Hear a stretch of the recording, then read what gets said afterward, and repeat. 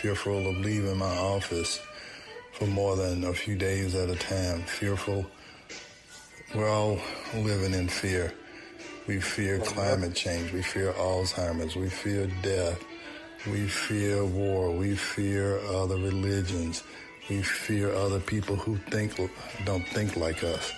We fear other people who don't look like us. We are constantly in a state of fear. My life changed when I stopped living in fear and lived in love.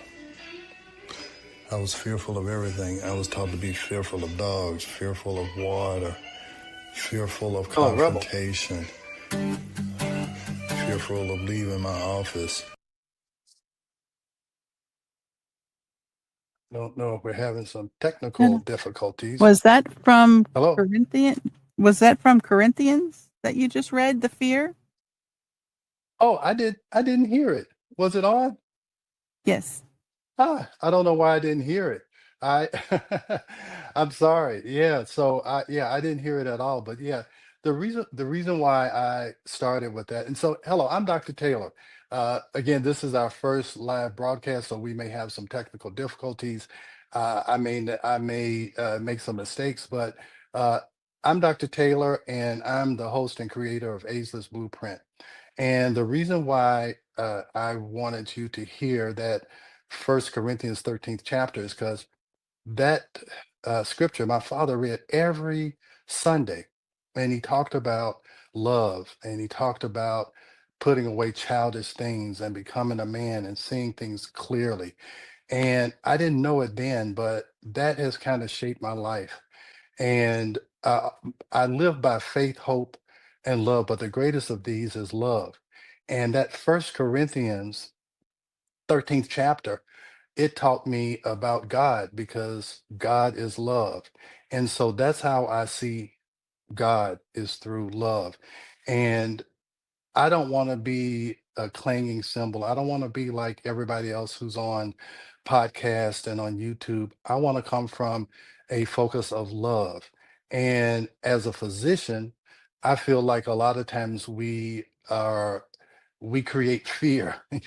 We create fear in our patients. And the opposite of love is fear. And love is regenerating, it's rejuvenating, it empowers you. And fear suppresses you, it keeps you locked up, it keeps you afraid, and it keeps you in constant stress. And so everybody is fearful, nowadays. People are fearful of the government, they're fearful of their environment, they're fearful of war. And the news, that's all it talks about, is fear, fear, fear. And when you're in a state of fear, that causes stress, and stress will kill you. And so I don't ever want to come from a position of fear. I'm always going to come from a position of love, and I want everyone to know that. So let's get started, Rebel.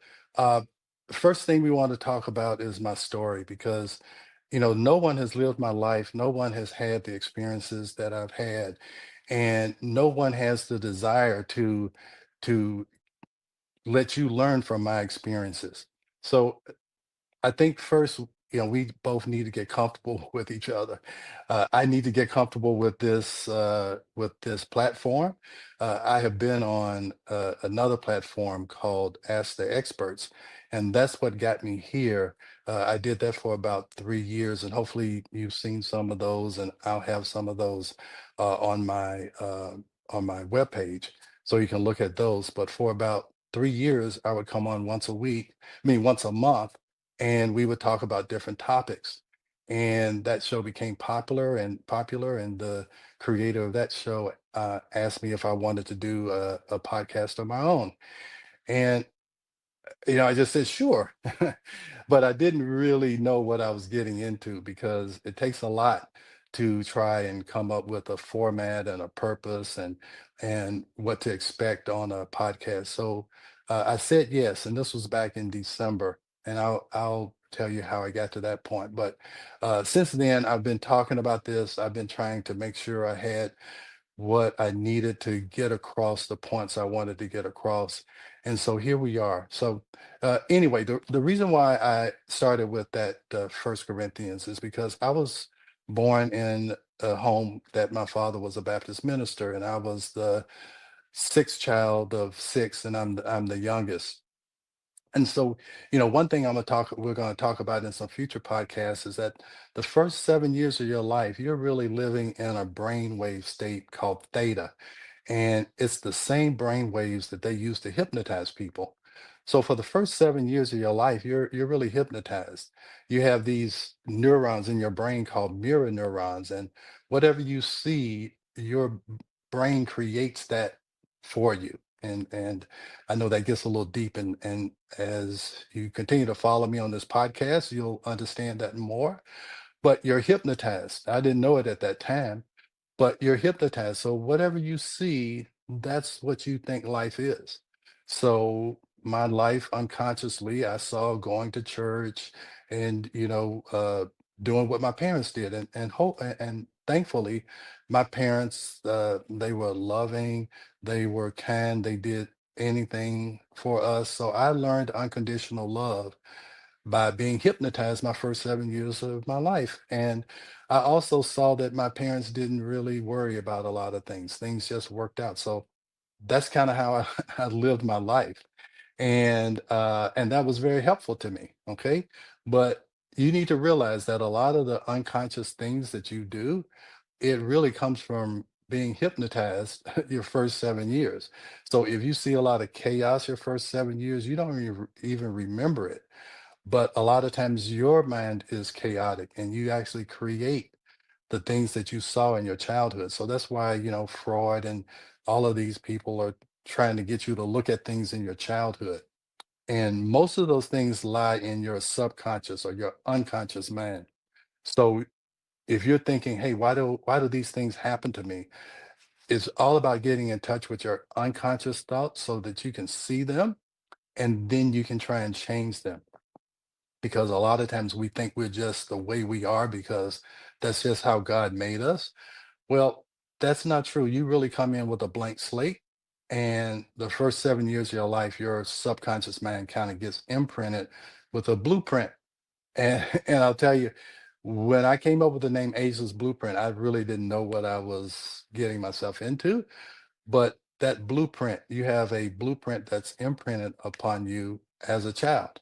So that was my blueprint. So I went to school, and my dad, he encouraged me. He said, "Hey, if anybody can make an A in a class, you can make an A. And if the teacher doesn't give out an A, I don't expect you to make an A." So he gave me high realistic expectations. And so that allowed me to go to Vanderbilt undergrad, and I studied molecular biology there. And then I went to medical school at Emory, and I went through there, and then I did a residency in OBGYN.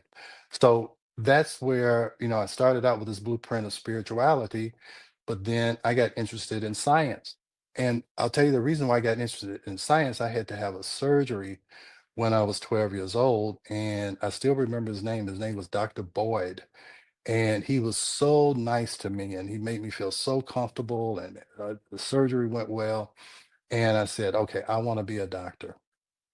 And from that point on, I followed the blueprint for being a doctor. You had to make good grades, you had to uh, take certain subjects in school, and you had to do well there, and then you had to try to go to medical school. So I followed a blueprint. Okay. So then I became a doctor. And then what's the blueprint after that? All my brothers and sisters had gotten married right after school. So unconsciously, I found my wife, and right after medical school, we got married.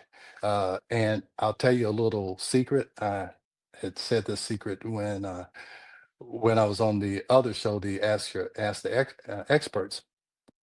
I met my wife at a Christmas party that we had, that the medical school had, and uh, we really didn't start dating till that April. And we dated, and then by Thanksgiving uh, of that same year, I took her back to Nashville, where I'm from, and I wanted her to meet my parents, and we kind of told a little bit of a lie to say that we had been dating for a year, and we really only been dating for 4 or 5 months. And then by Christmas of that time, of that same year, we got engaged, and that June we were married. And this is 38 years. It'll be 39 years this year. 39 years later.